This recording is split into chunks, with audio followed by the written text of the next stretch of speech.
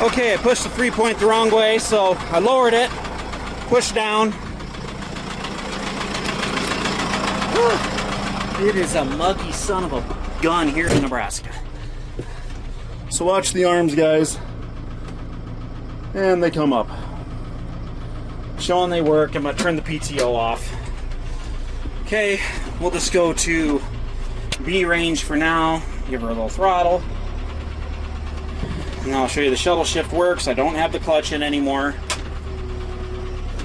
There she goes.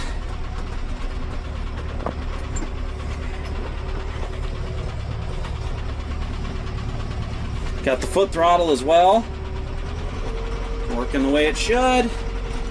Give her a little throttle here. Show you power shift works. So that's going up.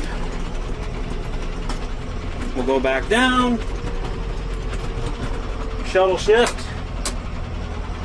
Goes right in reverse.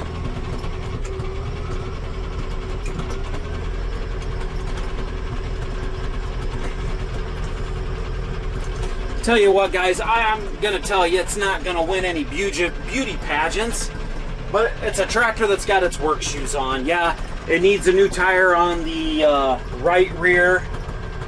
But I tell you what, guys, it's a nice size tractor, especially maybe for somebody just wanting to, you know, if you need the 3-point arms, obviously you're gonna have to add that. I'll go down to the lower range here. We'll go ahead and shuttle shift again. Throttle her up. She's got it throttled up there. I'm in low range right now. Maybe just a little sign of some smoke, but not bad. Shift it up. Power steering's working the way it should. But anyway, guys, yeah, if you're needing something like for a feed wagon, it's ready to go. It's got the PTO and the hydraulics and everything you need. If you need the 3-point arms, you'll have to add those, but everything seems to be working. Now again, guys, I told you, I'll show you. There is some oil leaks on it. I'll show you once we park it, but I tell you what, yeah, it's a work tractor and it's ready to go to work. And the clutch has really good response on it. Good travel. I know you're supposed to use the shuttle, but I'm still kind of an old school guy. My tendency is still to grab that clutch all the time, but all around, I would say it's a pretty decent running tractor, guys. Nice quiet cab, air conditions working, heat works. Go outside, take a look.